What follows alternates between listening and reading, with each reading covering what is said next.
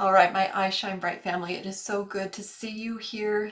Thank you, thank you, thank you for showing up. Thank you for showing up for you. We have a very important topic to talk about today. And not only is this important to talk about because it is values and boundaries, and this is oftentimes what gets families into trouble and fighting with one another or having the power struggles and battles, but it also is so that you know where to put your energy and where, more importantly, to not care and not put your energy because that is not what is important to you. So the premise for today is to really focus on what is important to you.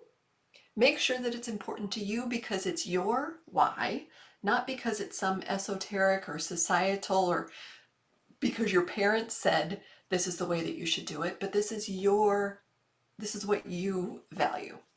So I'm going to start with a screen share and talk a little bit more about this. This is based upon the handout that we have here. So let me pop that up and share. Okay, so let's take a few minutes and figure out what is important to you as an individual. What drives you? What is the state of flow that you get in because it makes you feel good, because it drives you, because it gives you energy? What filter do you use to help you formulate decisions, whether they be decisions of right and wrong, or whether they be decisions about what you want to do, where you want to go, where you want to put your focus, or conversely, where you don't? So I've got a few examples of words here just to use as a springboard. Again, these are just words to start the juices flowing. But I want you to spend about 5 minutes and really think through what is important to me. Now, you may already know exactly what your values are, and if that's the case, fantastic, but take this as an opportunity to make sure that that still fits. Because, or maybe there is, it's still this value of loyalty or honesty, but maybe now that the kids are a little bit older or things in your world have shifted a little bit, maybe you want to fine tune what exactly that means to you. Maybe it means something more deeply now. Maybe there's something that you can let off the gas, if you will, more freely because it is something that is ingrained and isn't something that you have to think about anymore. I'm going to throw out a couple of different examples while you are taking some time just to help you noodle over what this can look like. So in my house, we have a value. So it started with me. I have a value of honesty. That wasn't always the case in my childhood, and so it's very, very important to me. So when I look at honesty, and now that, my family is maturing and growing up and becoming more independent, what that looked like in the past was um, don't fib, don't, and this I'm talking more specifically about our son, but you must always tell me the truth, don't fib. I need to understand exactly what's going on with you and kind of what happened. So if somebody spilled the milk, don't say somebody else spilled the milk. If you spilled the milk, that's fine. Let's figure it out. So that's what honesty looked like then. What honesty looks like now, and I alluded to this this has just recently happened, is don't tell me that your homework is done when it's not done. Don't tell me that you've been working on a project when you haven't been working on a project. And then I have to get the email from your teacher that you didn't turn in your project. So that shifts. And my big why around honesty is so that I know that I can trust you so that when it comes time for me to have your back, I know that what I am saying and how I am supporting you is in integrity and is the right thing to do. the kind of support to help have your back is different than the kind of support to help you have your boundaries and structure and priorities in place to help you get to the finish line, to help you get to your end product, to help you get your homework done. So see how that can be a little bit different and how it can shift, even though it was still honesty. So take a couple of minutes here. Trustworthiness. Health is another example. I want a healthy lifestyle. That is a value that I have. So what can that look like? That maybe used to look like, so I'm going to work out 3 days a week and I'm going to cook a home cooked meal twice a week at night, for dinner. That maybe is well underway, not a problem. Health may look like something different now. Now it might be, I need to get a mammogram. I need to get my eyes checked. I need to make sure that everyone has a clean water bottle and there's no mold growing on the water bottle because it's used every single day. So that can look a little bit different. So take some time and put together maybe 3 different values that you have. Once you have those in place, and I'll give you just another minute, we're going to take it to the next level and we're going to talk about how to put boundaries around that value. So go ahead and do that. I'm going to take a sip. I'll turn our other music back on.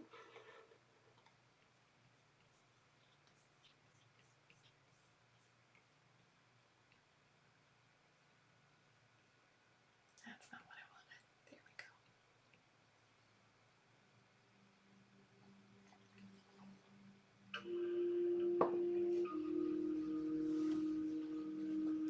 go. And you'll have this handout. You know what? I was also going to put up, here are some additional values if you need other ideas.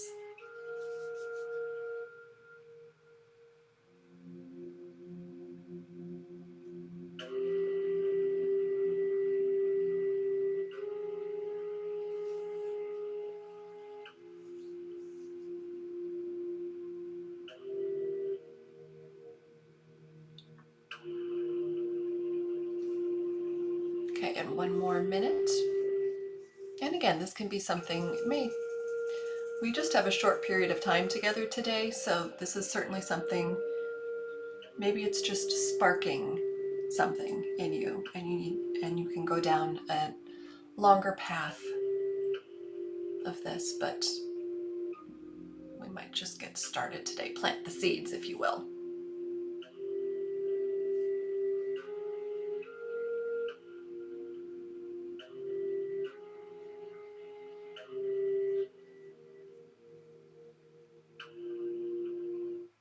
Great. Okay. So now that we have talked about values, that's great, Jenny. This is super. What am I supposed to do with that? This is nice. This is what drives me. This is kind of when I look at these 3 different values that I have, this is what drives my day. This is where I focus my energy. Great. Can I hang my hat on that? Can I take that to the bank? Let's put together the boundaries now that we can help protect what it is that we value. So what this can look like is, here's the worksheet for your jotting down your brainstorms. And then I'll talk to you more about this. So boundaries are around like the daily routines, around the common practices that you have in your family. So again, I'll go back to those examples that we used earlier. So we have in our family, one of the values is honesty. The boundary is you tell me the truth always. So what this looks like is when I ask you a question, you tell me the truth, not what I want to hear. So that can often lead to further conversations. that can also lead to, that's not what I wanted to hear, but it's what is the truth. And so let's figure out something else, or let's figure out how we can work together to get to whatever it is the common ground is, or the rectified situation is. Honesty can also mean, Mom, this has happened in my house. Dad cooks cuisine, you cook sustenance. And so I'm like, how'd you like it? I tried a couple of new recipes. How'd you like them?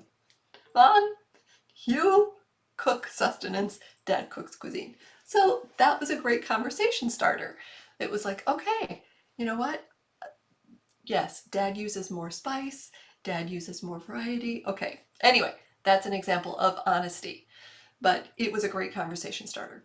Let's go with the example of health and what boundaries look like under the health umbrella.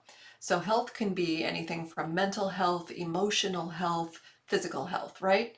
So a lot of families choose health, and that can be, we have a game night on Friday nights so that we're not all on our screens, and it's fun, we laugh, and so there's emotional health there, there's mental health there, because everybody is having a good time and sparring back and forth in a fun family game kind of way. um, and and that's family time together. It can also mean that you go for walks together. That can also mean that everybody shuts off their screens at 8 o'clock every night and has everybody's reading a book. That can look like all kinds of different things. The thing that I want to make sure to point out here is, both with the values and the boundaries, this has to be what you truly embody, what you truly feel, what truly drives you, not what the outside tells you, or what you think the outside is telling you that you should do. When you can actually sit in with integrity, with authenticity, with, when somebody asks you why, you fully embody it, you fully feel it, you fully believe it, you fully are empowered by it yourself. You'll get your family there, and I'll tell you how to do that. But I don't want you to have, like, if you're using health, I don't want you to have, and I'm going to eat the color of the rainbow at every single meal, if you don't feel that, if you don't like vegetables, if you, bedtime is going to be at 9 o'clock, or screens are going to go off at 9 o'clock because that's what the Surgeon General or the CDC tells me, or the pediatrics blah blah blah tells me. But that's really hard to do, and I don't really believe in it, and it's a pain in the butt for everybody. If you really feel it, if you really own it, if you really embody it, and you can really embrace it, you know the why in your heart, it's going to be much easier to have that boundary set. It's going to be much easier to explain that boundary and why it's in place. And you're going to be able to help your child or your family understand why that's in place. And it's not just a should, and it's not just a rule, and it's not just a blah, blah, blah, blah, controlling kind of thing. It's much easier to understand why, and therefore it'll be much easier for the kids to accept it and practice it. Now, let's take a couple of minutes, and I want you to start jotting down, and we can certainly brainstorm any of the boundaries that you think can go in place with the values that you have put down. So there needs to be a direct correlation. And again, make sure that this is not something that, I'm doing it exactly the same way because this is what I did in my childhood, and this is what my parents told me, and this is why, and or this is what my neighbor does, or this is what so and so told me, and da da da da.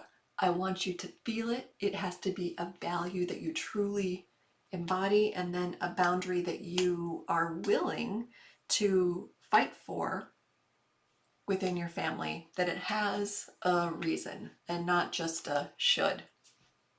So I'll put the music back on, take a couple of minutes to do that.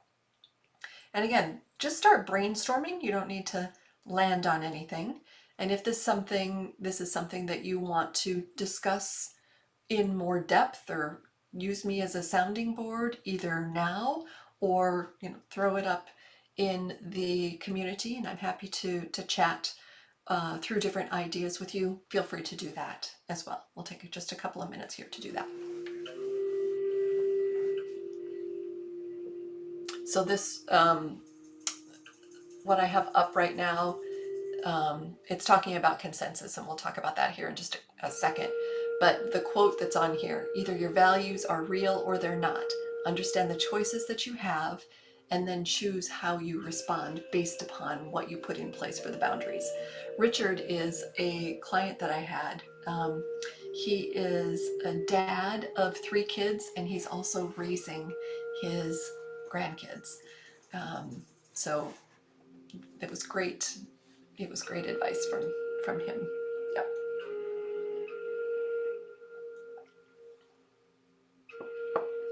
Take just a few minutes for that.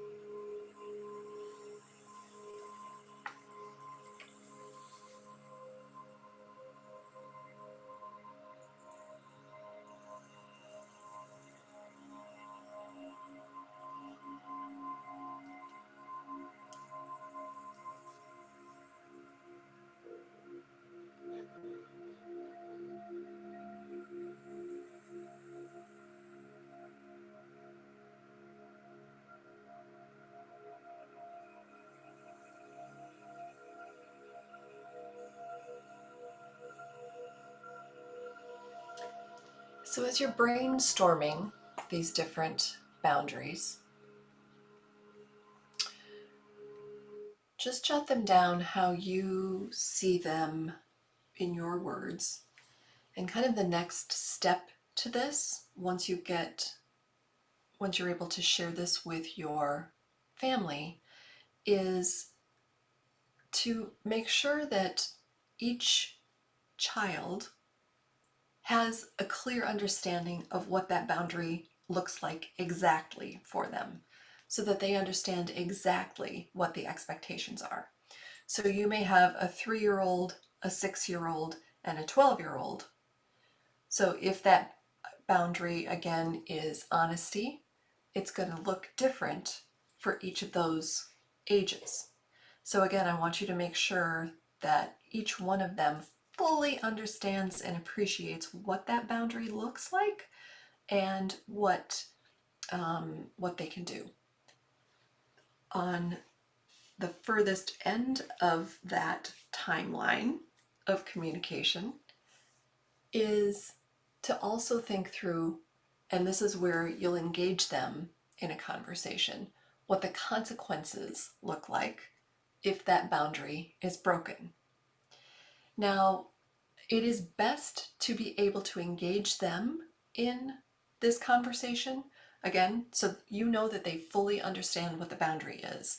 You've talked about it from every single angle, you've talked about different scenarios, you've talked about different ways that looks, and then asking them what they think the consequences should be of that broken being. What happens if shit hits the fan, if that consequence is broken? They will come, or if that boundary was broken, the consequences that they come up with are usually more harsh than you might be able to come up with yourself. But that also reinforces that they understand the ramifications. They understand what's expected, and they understand how serious it is, and that it is of value. So it really anchors it in to get them involved in the conversation. It anchors it in that they help come up with the consequences. You can also have them come up with the boundaries. This is a family value that we have. or maybe it's courage.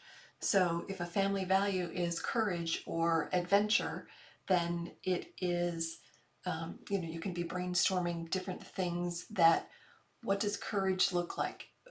And maybe that's a journal or a conversation starter that you have at dinner every night or at bedtime. What did you do that was really courageous today? And so getting them involved, again, helps them to understand who they are, that they belong into this family that has this value, and it helps with that competence bucket being filled, that connection bucket being filled, and then the autonomy bucket being filled as well, because they are in control of their own behavior. They know what the boundaries are, and they know what the consequences of the outcome are, but they are in control of being able to drive on that road with those boundaries in place. So that is very important. The way to do this is to, you can do this over a dinner conversation. You can do this in a Sunday afternoon, let's go for a walk and just start, I've been thinking about this a lot lately, or I just attended this workshop and this really made a lot of sense to me. And so I want us as a family to start thinking in terms of this. Some families have Sunday meetings or, weekly meetings. You can bring it up at that point as well.